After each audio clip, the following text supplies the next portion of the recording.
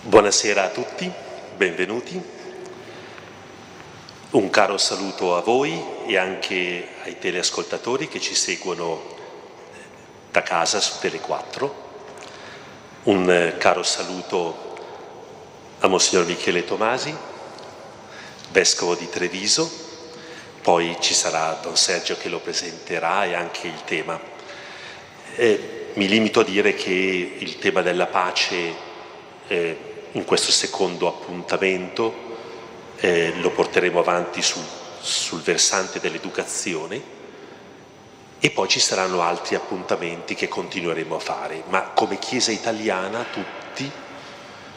tutta la Chiesa italiana ci ritroviamo venerdì 13 marzo in una giornata di preghiera e di digiuno per la pace nel Medio Oriente e per la pace in tutto il mondo. Ecco, insisto un pochino nelle parrocchie, nelle varie comunità, ognuno nelle preghiere che già sono programmate, ma anche nelle famiglie, nelle case, anche in altri luoghi, magari anche se laici, invitando a un momento di silenzio. Non possiamo rassegnarci e abituarci di fronte a tutto il male che c'è nel mondo e siamo invitati invece ad essere fermento, lievito, operatori di pace e attingiamo dal Signore. Ecco la giornata di preghiera e di digiuno. Buona serata a tutti. Salutiamo anche i teleascoltatori che ci seguono da casa su Tele4. Buonasera. Iniziamo anche questo appuntamento con un brano musicale eseguito dal maestro Riccardo Cossi all'organo. Ascolteremo un brano di Jean de Messier, Attende Domine, tratto dai 12 preludi corali su temi gregoriani. De Messier, allieva del grande Marcel Dupré, è stata una virtuosa dell'organo e una notevolissima compositrice del Novecento francese. Volgiti a noi, Signore, e abbi pietà, perché abbiamo peccato verso di te. A te, Supremo Signore, Salvatore di tutti, leviamo in pianto il nostro sguardo. Ascolta, o Cristo, la preghiera di chi ti invoca.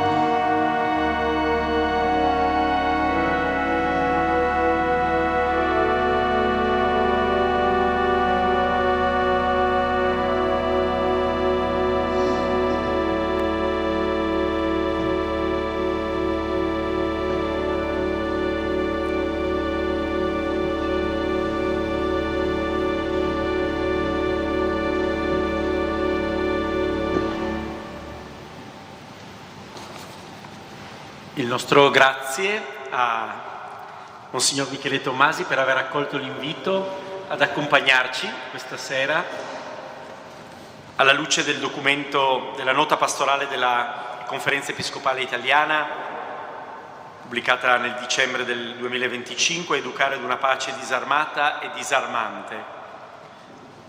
Monsignor Michele Tommasi è vescovo di Treviso, nato a Bolzano nel 1965.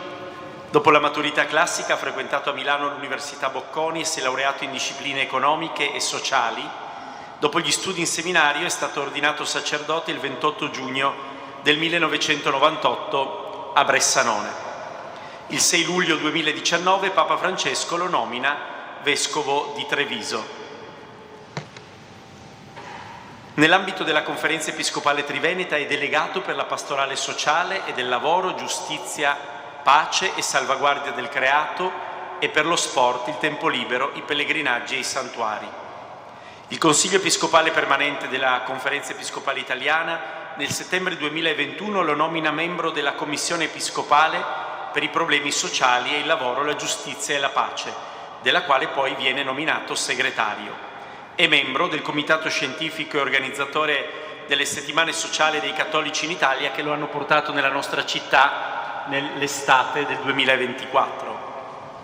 Il 23 maggio 2024 viene nominato dalla Commissione Episcopale per la Facoltà Teologica del Triveneto presidente del Consiglio di amministrazione della facoltà stessa, a cui fa riferimento anche l'Istituto Superiore di Scienze Religiose e lo Studio Teologico della nostra diocesi. Da novembre 2025 Monsignor Tommasi fa parte della commissione nominata dalla Presidenza della CEI incaricata di raccogliere i frutti del cammino sinodale e impostare la ricezione del documento finale. Davvero, coltivare la speranza di pace, oltre la guerra, oltre le armi, è essenziale per la comunità cristiana, per il suo annuncio e per la sua responsabilità storica. È un'esigenza lucidamente colta anche dal senso della fede del popolo di Dio che è in Italia nel corso del cammino sinodale. Essa ha trovato una forte espressione in un numero del documento di sintesi, lievito di pace e di speranza, approvato dalla Terza Assemblea Sinodale l'ottobre scorso 2025. Si tratta di educare alla pace, motivare alla pace, orientare alla pace, per vivere la sequela di colui che è la nostra pace, ispirati anche dal messaggio per la prima giornata mondiale della pace voluta da Paolo VI nel 1967. Occorre sempre parlare di pace, occorre educare il mondo ad amare la pace, a costruirla, a difenderla e contro le nascenti premesse della guerra, emulazioni nazionalistiche, armamenti, provocazioni rivoluzionarie, odio di razze, spirito di vendetta, eccetera, e contro le insidie di un pacifismo tattico che narcotizza l'avversario da abbattere o disarma negli spiriti il senso della giustizia, del dovere e del sacrificio, occorre suscitare negli uomini del nostro tempo e delle generazioni venture il senso e l'amore della pace fondata sulla verità, sulla giustizia, sulla libertà, sull'amore. Così il messaggio per la prima giornata mondiale della pace. Questa sera con Monsignor Tommasi vogliamo essere aiutati a ritrovare un impegno di pace forte e autentico, radicato nell'amore e nella verità, attento alla giustizia, alla libertà e alla cura della casa comune, che esige di ridare ad essa radici e respiro. La pace non è semplice ideale, ma è un attributo di Dio e ogni promessa di pace trova il suo compimento in Cristo Gesù. Ed è con questo spirito, con questa predisposizione che ci accingiamo ad ascoltare Monsignor Tommasi, che ringraziamo ancora.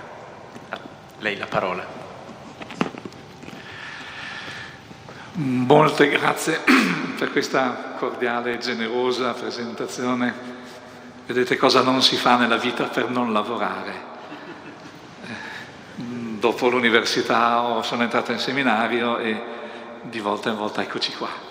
Ma è una bella avventura comunque e sono contento che mi abbia portato fin qui, fino a Trieste, Grazie al Vescovo Enrico davvero per l'amicizia e per il cordialissimo invito che mi hai fatto. Faccio subito una premessa: io quando devo pensare, pregare e annunciare qualcosa a proposito della pace, io penso al vostro Vescovo, leggo cosa scrive lui, le sue posizioni, le sue lettere, quindi avete quello più bravo, ce l'avete in casa, però forse alle volte è anche giusto riuscire ad aiutarci tra di noi e provo a fare un po' di una riflessione con voi. A partire certo dal documento che è stato citato, da questa nota pastorale, la quale nei mesi, diciamo in alcuni mesi tra il 24 e il 25, anche la commissione dei vescovi, quella dei problemi sociali e del lavoro, ha lavorato, e anch'io ho partecipato un po' a questo lavoro, però non è una presentazione del documento, insomma diventerebbe forse un po' troppo schematica e un po' troppo lunga. Allora prendo 2 o 3 punti, momenti di questa, e provo a riflettere con voi a voce alta in una riflessione che spero, anche aiutato dalla vostra bellissima cattedrale, possa diventare una meditazione, una preghiera e poi anche un impegno a uscire da qui disposti a essere operatori di pace, disposti a essere con gli altri fratelli e le sorelle operatori di pace in questo mondo piuttosto complicato, in una fase cattiva della sua storia. Scusate, è un giudizio morale, ma non riesco a fare a meno che definirla così, cattiva e incattivita. Però appunto in questo periodo c'è la beatitudine degli operatori di pace, e si apre proprio la beatitudine alla fraternità, assieme a quella beatitudine di coloro che sono perseguitati per causa della giustizia, e le due assieme a tutte le altre vanno insieme, quindi non c'è mai nulla di completamente gratuito se non l'amore di Dio, ma anche testimoniare l'amore di Dio ci deve costare. A Lui è costato la vita, e la pace ci deve costare la vita, ci deve costare qualcosa di importante, di valido, di profondo per noi. Il documento inizia con una ricognizione dei tempi, l'oggi e la storia, e questo mi permetto di lasciarlo alla lettura dei giornali. Ogni volta sembra che quando si è dipinto a tinte fosche un momento della storia, così come anche in maniera realistica è il primo capitolo di questo documento, di questa nota pastorale, poi si vede che si può arrivare anche a peggio, e sembra davvero che al peggio non ci sia limite. Le notizie quotidiane sono tali che lasciano sgomenti, e sembra che dobbiamo soggiacere a questa che Papa Leone definisce la globalizzazione dell'impotenza. Ma no, dobbiamo reagire, andare al cuore della nostra fede. Pace a voi ce l'ha insegnato abbastanza in maniera evidente già il saluto di Papa Leone, ma pace a voi è il saluto del risorto, ed è lui che è qui con noi, che ci sta dicendo pace a voi, pace a voi. E con quella felice espressione che penso possa anche in futuro portare frutti anche di riflessione, di approfondimento, che all'inizio può sembrare uno slogan, la pace disarmata e disarmante, eppure viene presa come titolo, è il titolo del messaggio per la giornata della pace del 2026, del 1° gennaio di quest'anno, è il titolo di questa nota pastorale. Vedremo e speriamo di fare in modo che non sia semplicemente uno slogan, ma che sia un duplice atteggiamento di vita, disarmato perché non puoi fare una costruzione vera di pace con strumenti che non siano di pace. E se però sei fedele a questa realtà profonda, poi c'è un contagio positivo e un atteggiamento di disarmo che è disarmante, che è il rischio del porgere l'altra guancia.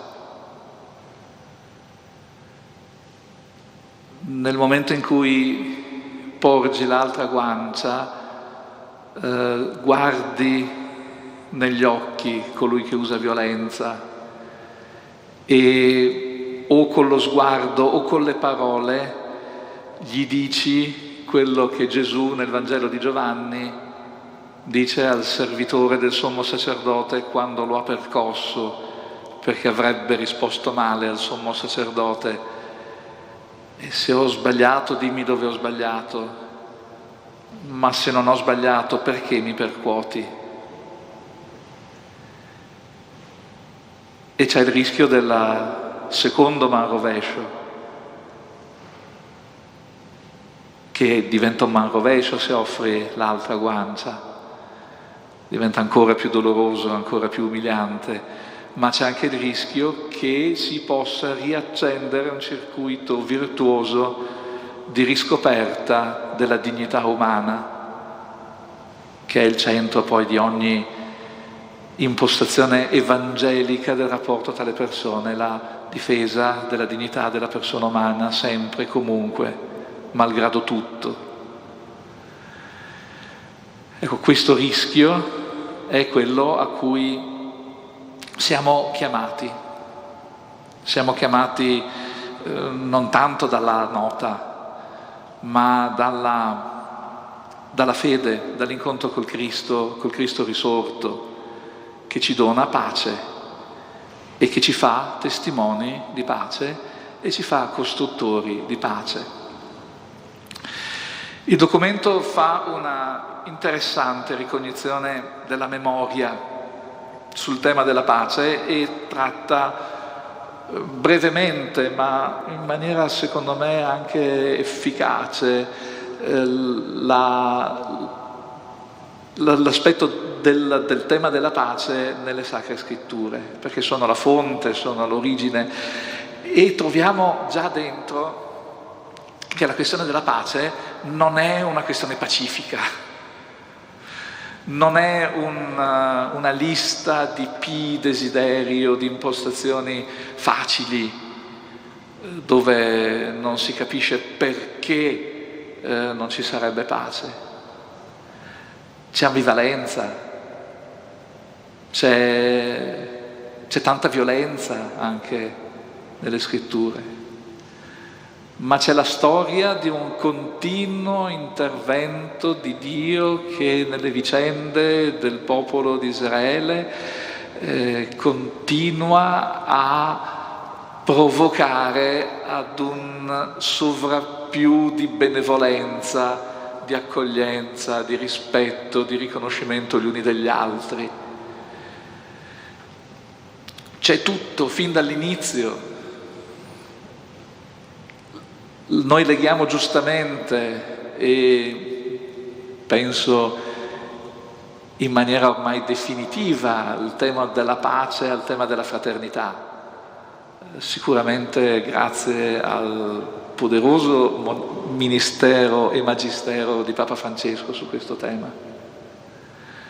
Ma la fraternità stessa nei testi delle scritture è fenomeno ambivalente, ovvero la fraternità è un fatto che riconosciamo certo nella fede, ma se siamo figli tutti di un creatore che nella sua vita trinitaria è padre, siamo figli, se figli, fratelli e sorelle. E il luogo della fraternità è il luogo pieno della benedizione, della vita, dell'accoglienza, della costruzione di un popolo che vive relazioni di solidarietà, di giustizia, di pace, ma è anche il luogo dell'invidia, della gelosia,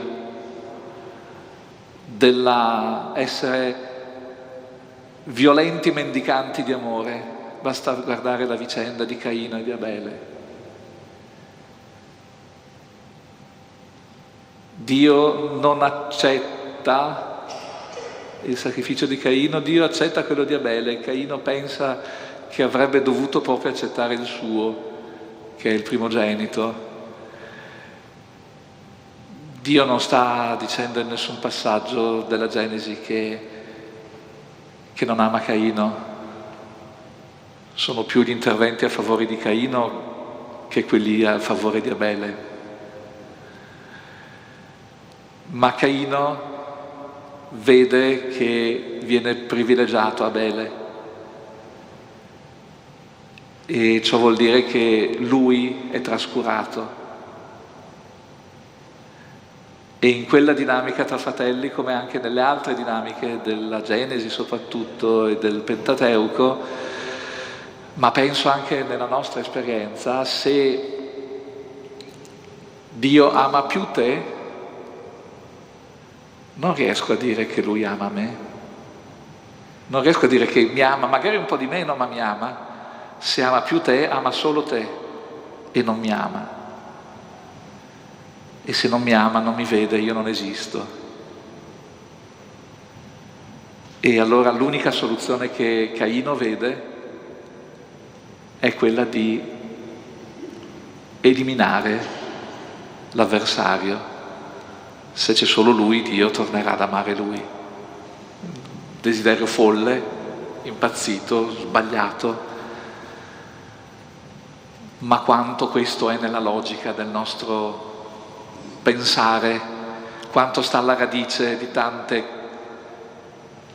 impostazioni alla questione del potere, dell'uso della forza, che spesso è legittimo, dell'uso della violenza, che legittimo non è mai. Tra le tante cose che vengono citate in questo documento ho sottolineato l'affermazione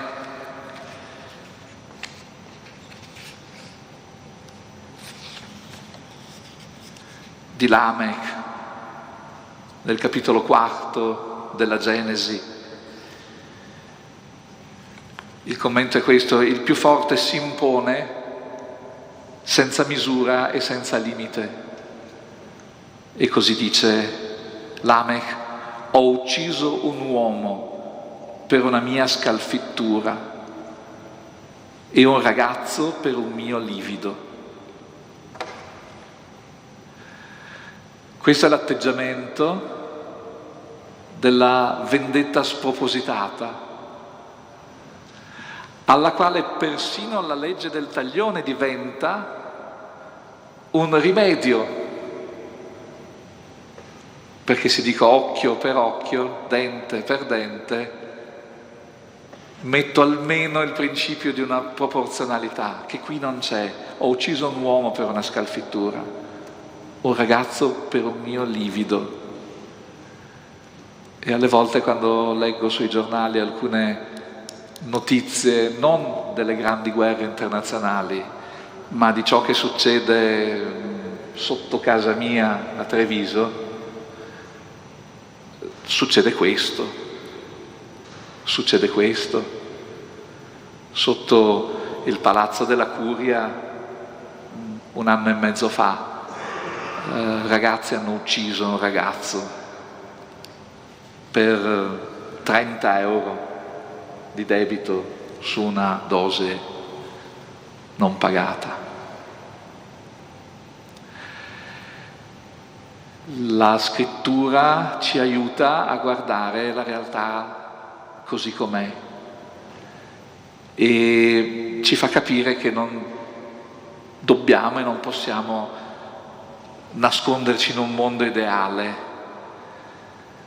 ma la testimonianza della pace, il ruolo positivo appunto di questa legge di ammorbidimento del diritto di vendetta, e poi tutto il resto, quello che viene dopo, tutto il discorso della montagna che ribalta completamente questa logica, tutto questo entra nella carne viva della storia, entra nelle vicende reali così come sono, entra in queste nostre contrapposizioni, entra nelle nostre inimicizie, entra nelle guerre, nelle concrete scelte che anche oggi vengono fatte di usare uno strumento piuttosto che un altro per risolvere le questioni internazionali. E il fatto che le scritture siano anche le scritture del Dio degli eserciti, anche dei salmi deprecatori che invocano violenza contro il nemico, ci dice che tutto questo noi dobbiamo renderci conto che ce l'abbiamo nel nostro cuore e che è nella tessitura delle vicende della nostra storia. Non è questa l'ultima parola, certo, ma è una parola detta, perché il mistero del male c'è, perché il peccato c'è. Ma per questo è serio il caso che propone invece la risposta della fede, dell'alleanza per esempio di Dio, che dice dopo il diluvio mai più distruggerò la terra, mai più farò sparire la vita sulla terra. E poi arriviamo fino a Gesù Cristo, che è al centro di una vicenda spropositata di violenza e la subisce fino in fondo, e quello è il passaggio verso la resurrezione, verso la vita, verso la pienezza di quella vita che è anche la pienezza di quello shalom, di quella pace che è sì assenza di guerra, è anche tregua, magari fossero tregue oggi, ma è la pienezza della vita che è il dono ed è la nostra speranza escatologica, ma è veramente il Cristo che porta a radicalità la scelta di Dio per la pace e la scelta di campo dei suoi discepoli per la pace. Citando il discorso della montagna, al capitolo 5, versetti 21-24, questa nota ce lo ricorda: avete inteso che fu detto agli antichi: non ucciderai, chi avrà ucciso dovrà essere sottoposto al giudizio. E già questo sarebbe norma impegnativa per l'oggi, non uccidere.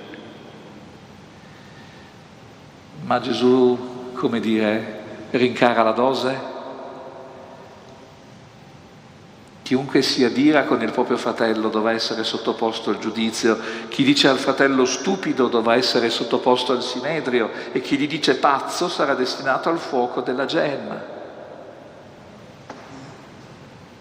Se presenti la tua offerta all'altare e ti ricordi che tuo fratello ha qualcosa contro di te, lascia il tuo dono, va prima a riconciliarti e poi torna ad offrire il tuo dono.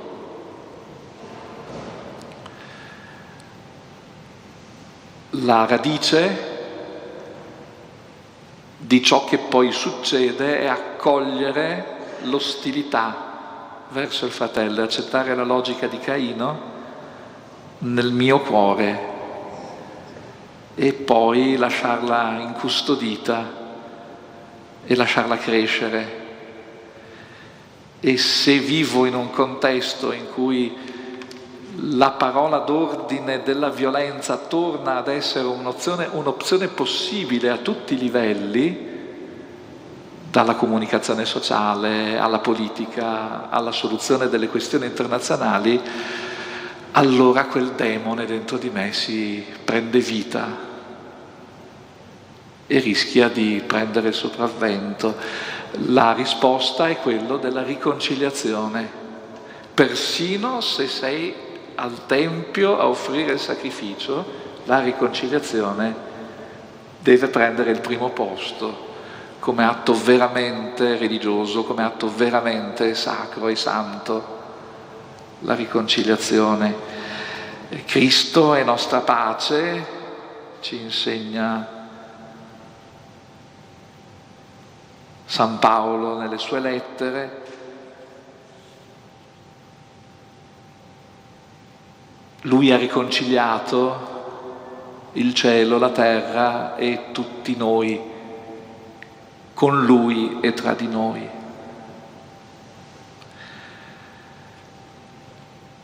Come la legge del taglione ha in qualche modo ristretto la possibilità di una vendetta alla Lamech, così anche nella tradizione cristiana c'è stato lo sforzo di dare una regola, un contenimento ai combattimenti delle guerre. E il testo, sono dei passaggi brevi ma mi paiono interessanti, parla del teorema della guerra giusta. Un teorema è un insieme di proposizioni che vengono organizzate tra di loro con un percorso logico affinché possano aiutare a risolvere un problema. In questo senso viene presentato come teorema, che parte per limitare il più possibile il ricorso alla guerra per la risoluzione dei conflitti. E quindi dava delle condizioni molto stringenti per dire una guerra è legittima. Il primo criterio è che solo l'autorità legittima,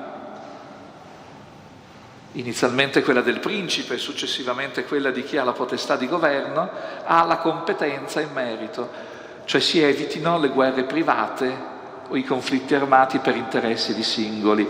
La seconda condizione è la giusta causa, cioè che vi sia la risposta ad un'ingiustizia da riparare. La terza condizione esige la retta intenzione di promuovere il bene e ristabilire la giustizia. E poi se ne aggiunge una che si riferisce al teologo domenicano De Vittoria, la proporzionalità dei mali provocati rispetto al bene perseguito. È un tentativo di limitare. Se risale a Sant'Agostino questo teorema, dobbiamo anche pensare alla sproporzione tra allora e oggi dei mezzi utilizzati per la guerra.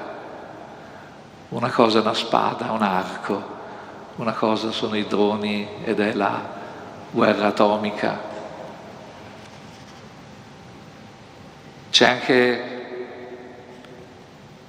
la prospettiva della legittima difesa,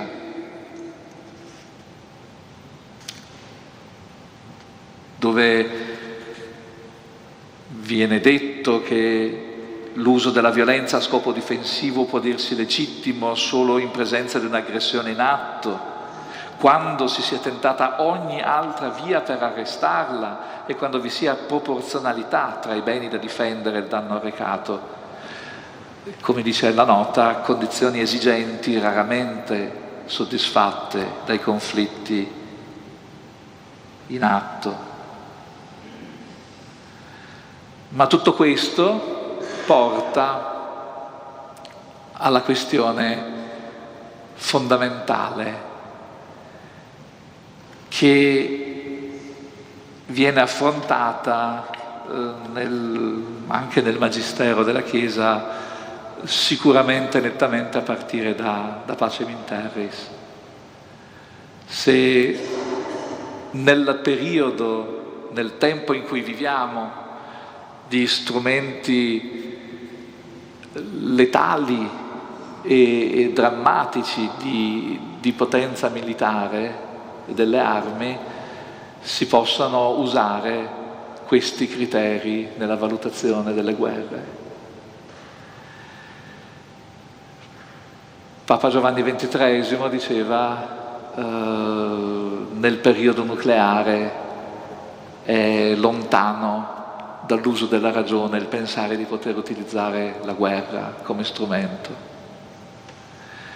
E in un periodo come il nostro, dove abbiamo il rischio, la prospettiva, ma già la realtà di sistemi d'arma che addirittura si sottraggono ad ogni controllo di una persona umana che possa decidere in un atto di umanità di interrompere un attacco. Ci sono i sistemi d'arma guidati da intelligenza artificiale che questo lo escludono. Non sono intelligenti perché l'intelligenza artificiale non è un'intelligenza, non sono capaci di calcolare la pienezza della persona umana, della realtà di ciò che si distrugge quando si uccide anche solo una vita. Sono degli efficientissimi strumenti di calcolo che, se addirittura lasciamo autonomi, non tengono minimamente conto di nulla che abbia a che fare con l'umanità e quindi con la verità che noi siamo e con la profonda essenza di ciò che tentiamo di regolare mediante i conflitti. Non si può così non si può.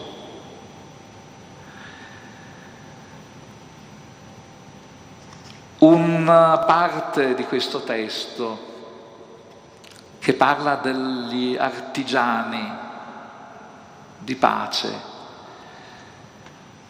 ed è il terzo capitolo col titolo Beati costruttori di pace, si rivolge direttamente a noi, per quello che noi possiamo fare nella nostra vita, nelle nostre relazioni, educare alla pace, educarci alla pace con un impegno ecclesiale.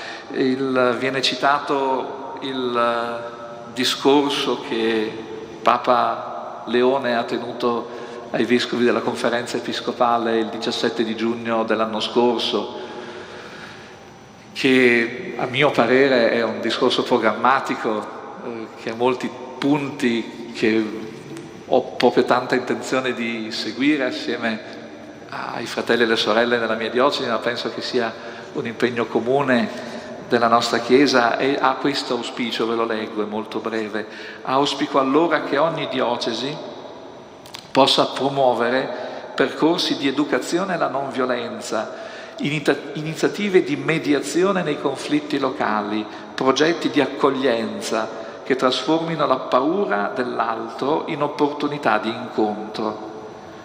Ogni comunità diventi una casa della pace, dove si impara a disinnescare l'ostilità attraverso il dialogo, dove si pratica la giustizia e si custodisce il perdono. La pace non è un'utopia spirituale, è una via umile, fatta di gesti quotidiani, che intreccia pazienza e coraggio, ascolto e azione, e che chiede oggi, più che mai, la nostra presenza vigile e generativa.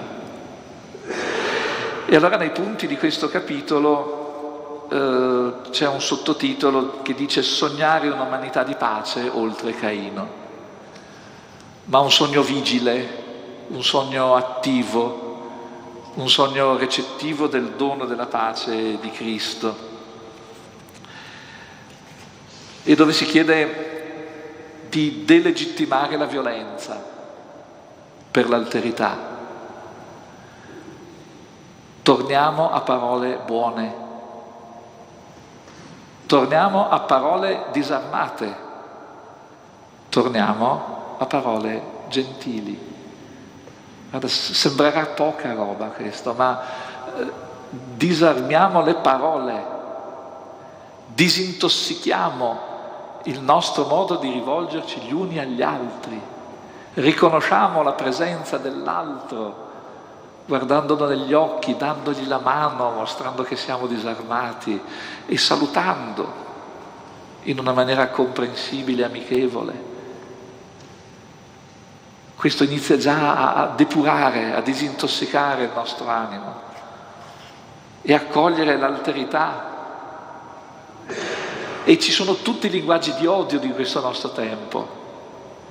Il razzismo, l'antisemitismo, l'islamofobia, la cristianofobia, la violenza di genere, la violenza di persone di varie opzioni, solo perché sei diverso da me, solo perché non entri nel mio schema. Odio perché? Perché?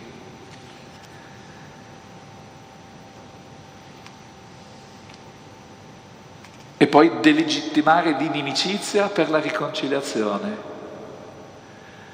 E non fomentiamo la logica, per esempio, di tutti i social che sono costruttori di inimicizia.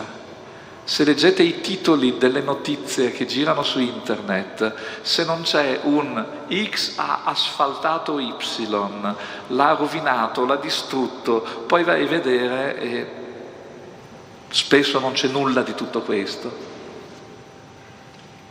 Ma l'inimicizia, anche questa, va delegittimata. C'è una noterella in questo testo, al punto 99, che riguarda una vicenda di San Francesco, riportata dalle compilazioni di Assisi. E viene detto: possiamo far memoria in tal senso di San Francesco d'Assisi, che mandò i suoi frati a cantare il cantico di Frate Sole per invitare al superamento del conflitto che lacerava la città. Sono andato a vedermelo questo perché è gustoso. Siamo nell'800° anniversario, no, di San Francesco. Permettetemi una piccola digressione, non c'entra, ma viene da questo testo del documento. Non ve lo leggo tutto perché è un po' lungo, ma la vicenda è questa. Il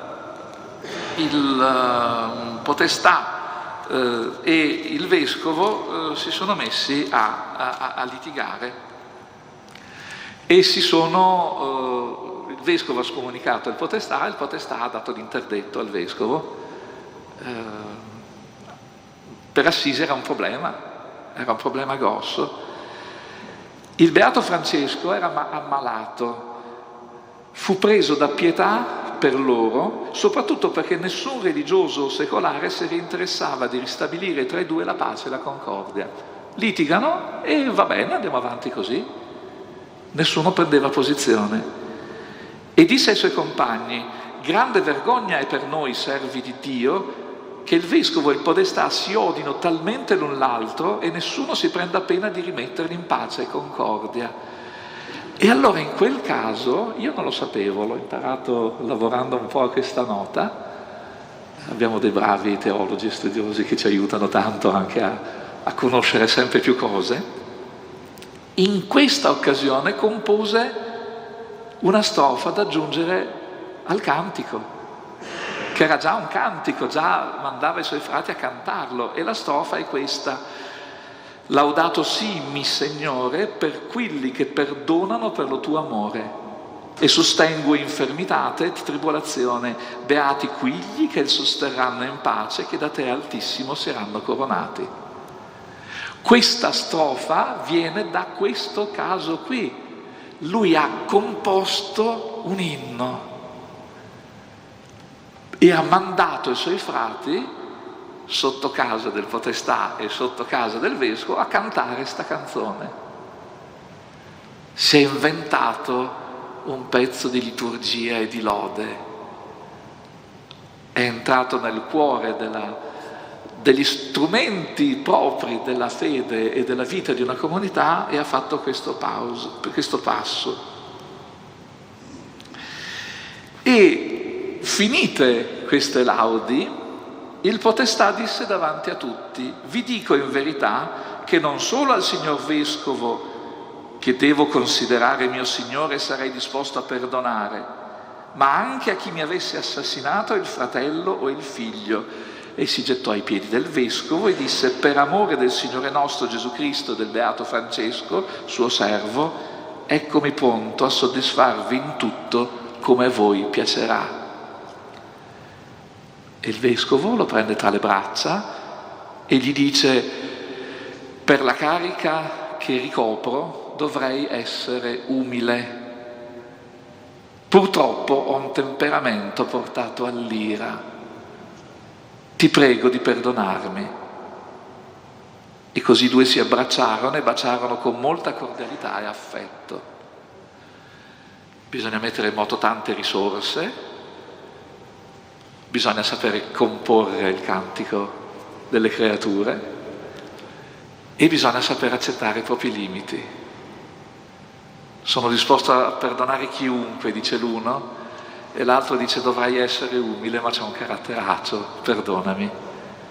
Alle volte basterebbe poco, ma è tanto questo. E abbiamo però come comunità queste risorse.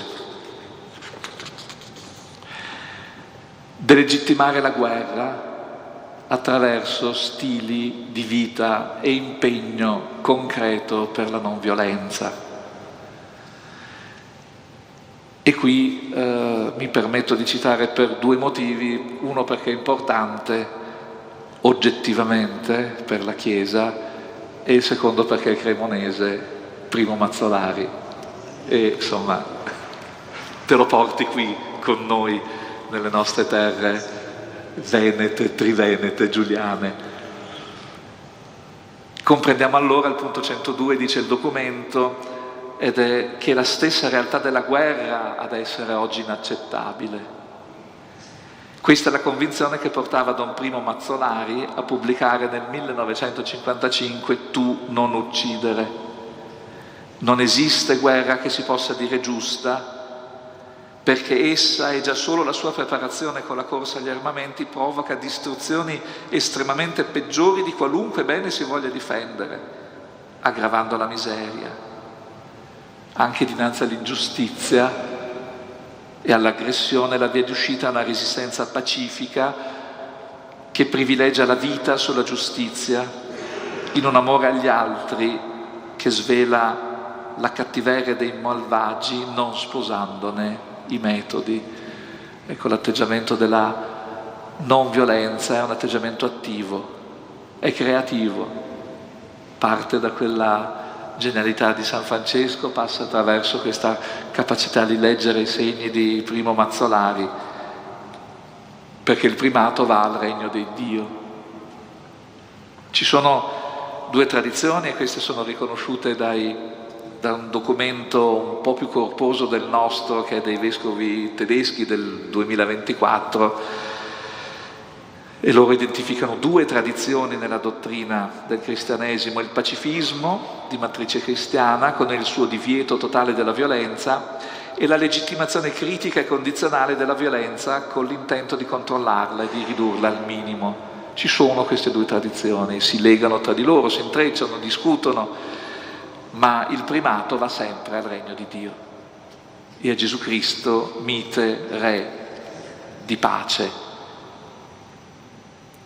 E per avere la pace bisogna fare di tutto per crearne le condizioni.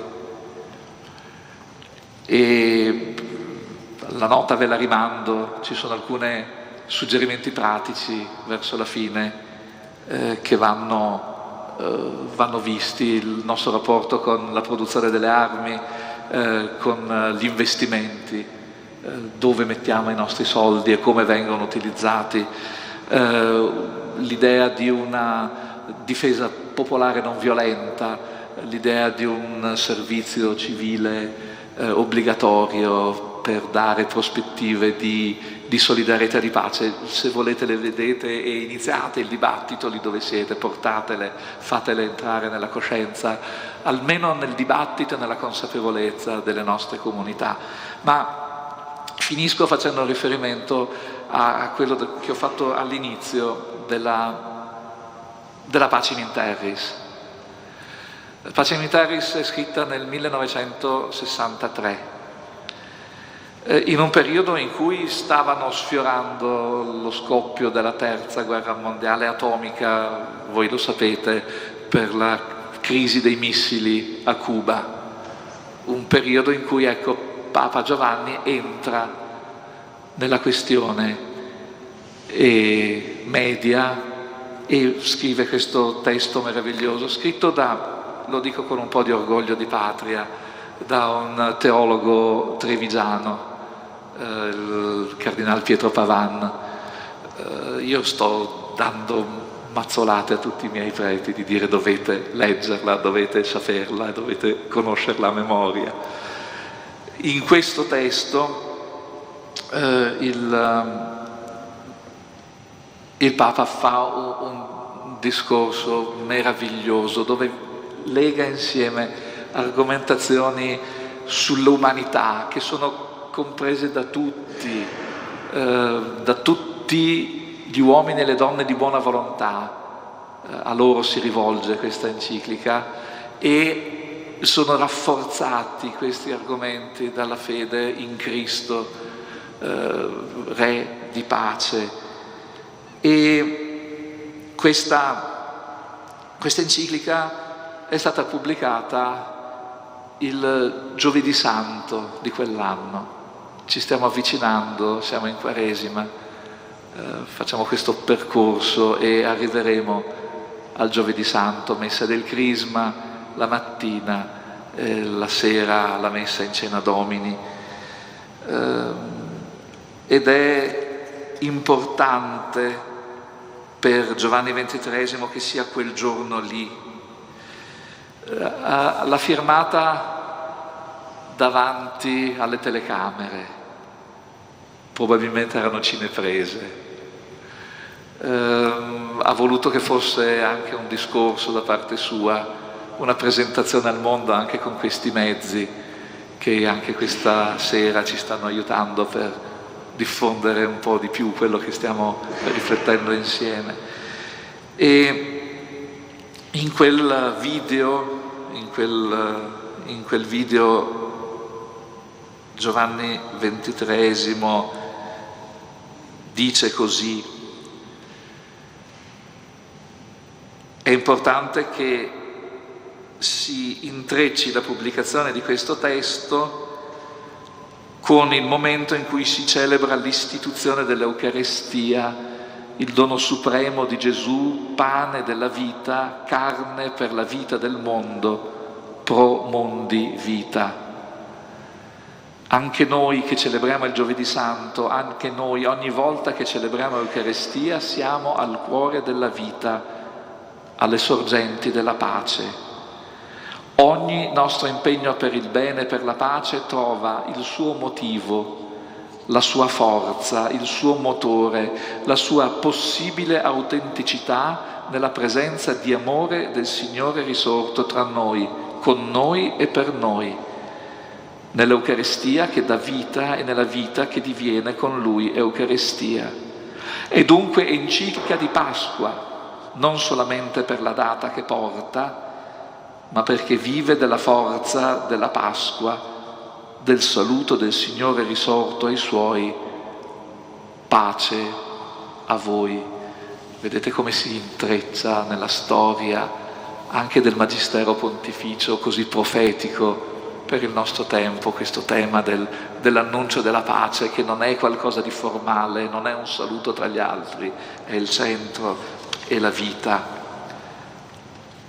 E ci sono i quattro pilastri per la pace dell'enciclica, e su questi 4 pilastri la costruzione della pace, partendo dalla pace della persona, nei rapporti tra le persone tra di loro, nei rapporti tra le comunità, all'interno delle nazioni, degli stati e nel rapporto tra gli stati, una serie di cerchi concentrici dove solidarietà e sussidiarietà si legano in una sinfonia davvero di costruzione di una pace giusta nella giustizia. E i 4 pilastri sono quelli della verità, della giustizia, dell'amore e della libertà.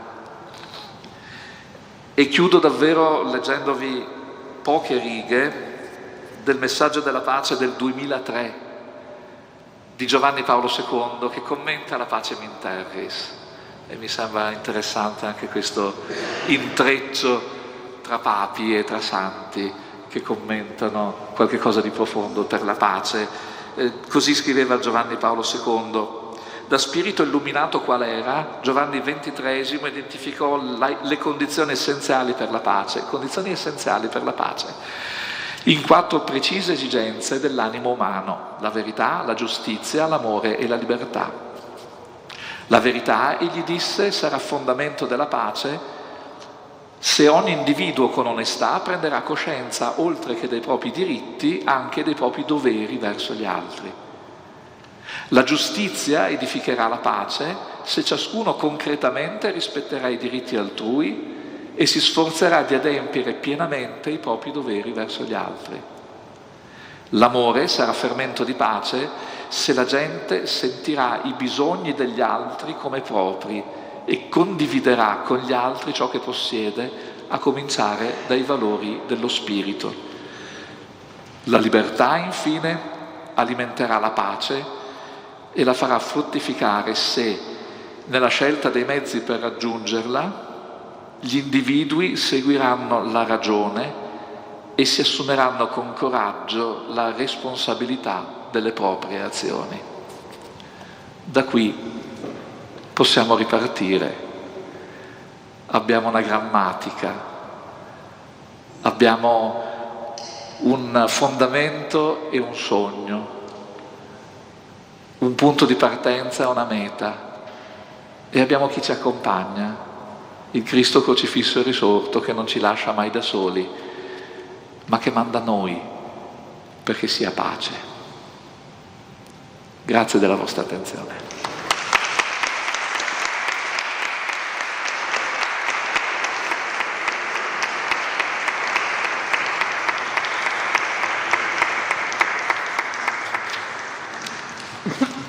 Grazie, signor Tomasi.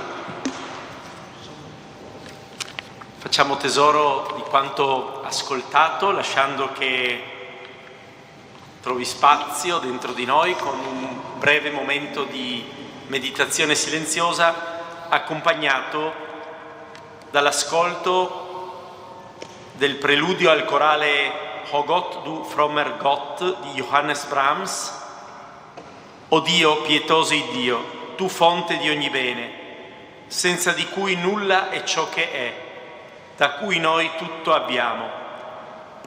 Dammi un corpo sano e fa che in tale corpo dimori un'anima immortale e una coscienza pura.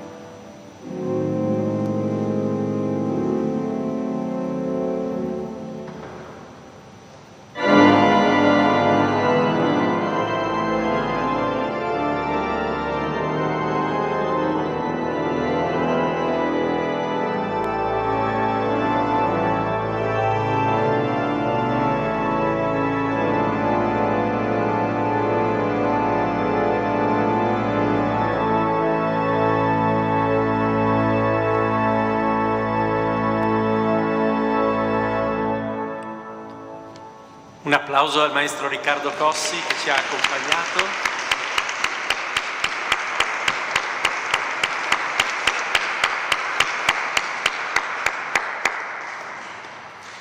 Penso che usciamo da questa cattedrale tutti un po' più operatori, artigiani di pace, con questo impegno a essere artigiani di pace,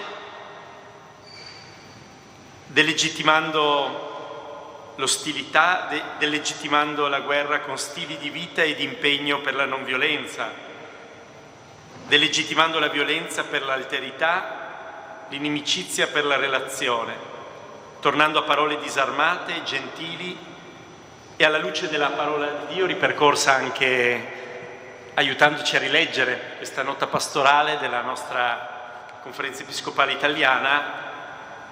Abbiamo avuto un po' più luce su ciò che intossica le relazioni, gli atteggiamenti del cuore nei confronti dell'altro, che intossicano la fraternità, che intossicano la pace, ma non per scoraggiarci, non per cedere all'impotenza o a un senso di inadeguatezza nei confronti di queste grandi dinamiche di violenza, di guerra che si scatenano però anche a partire dalle relazioni tra di noi, ma anzi alla luce di una speranza nuova che l'ultima parola ce l'ha in Gesù Cristo, il passaggio allo shalom, alla pienezza di relazioni buone e felici. E questo passa per un lavoro su di noi.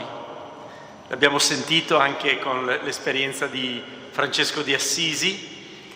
Ecco, che ciascuno di noi possa fare la propria strofa del cantico delle creature, perdonando nell'amore del Signore, riconoscendo e accettando anche le logiche contrarie alla fraternità che possono annidarsi nel nostro cuore per lasciarle morire, e lasciando che la riconciliazione con i fratelli e le sorelle prenda il primo posto anche nel culto e nella pratica della nostra fede. Ancora un grazie a Monsignor Michele Tommasi, a cui facciamo ancora un applauso.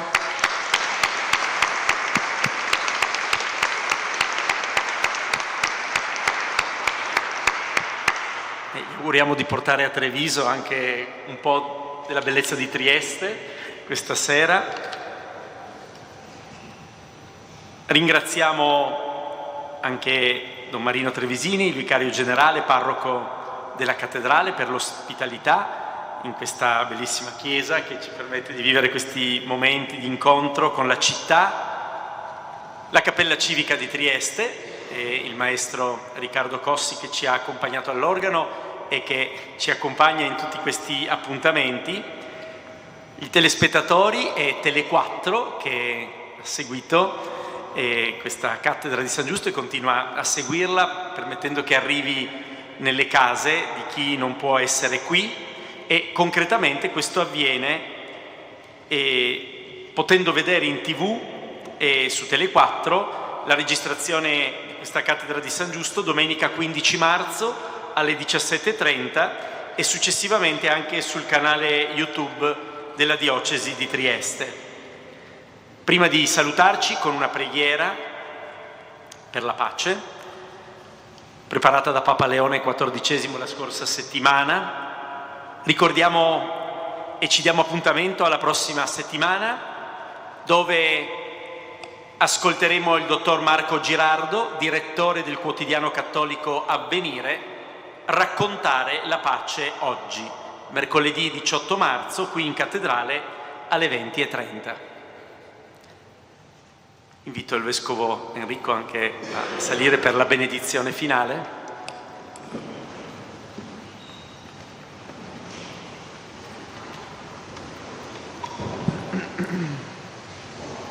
Signore della vita, che hai plasmato ogni essere umano a tua immagine e somiglianza, crediamo che tu ci abbia creati per la comunione, non per la guerra, per la fraternità, non per la distruzione. Tu che hai salutato i tuoi discepoli dicendo «La pace sia con voi», donaci la tua pace e la forza per renderla reale nella storia. Oggi eleviamo la nostra supplica per la pace nel mondo, chiedendo che le nazioni rinuncino alle armi e scelgano la via del dialogo e della diplomazia. Disarma i nostri cuori dall'odio, dal rancore e dall'indifferenza, perché possiamo diventare strumenti di riconciliazione. Aiutaci a comprendere che la vera sicurezza non nasce dal controllo alimentato dalla paura, ma dalla fiducia, dalla giustizia e dalla solidarietà tra i popoli. Signore, illumina i leader delle nazioni affinché abbiano il coraggio di abbandonare i progetti di morte, fermare la corsa agli armamenti e mettere al centro la vita dei più vulnerabili. Fa che la minaccia nucleare non condizioni mai più il futuro dell'umanità.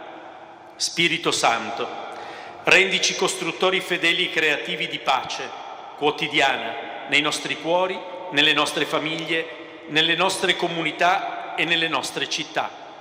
Che ogni parola gentile, ogni gesto di riconciliazione e ogni scelta di dialogo siano semi di un mondo nuovo. Amen.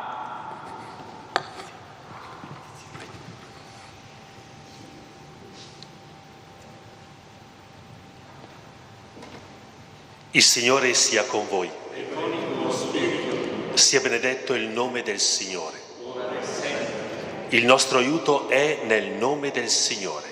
Egli ha fatto cielo e terra. E su tutti voi, sul mondo intero, scenda la benedizione di Dio Onnipotente, Padre, Figlio e Spirito Santo. Amen. Andiamo in pace e grazie ancora. Rendiamo grazie a Dio e grazie a tutte e a tutti per la partecipazione. Buona serata.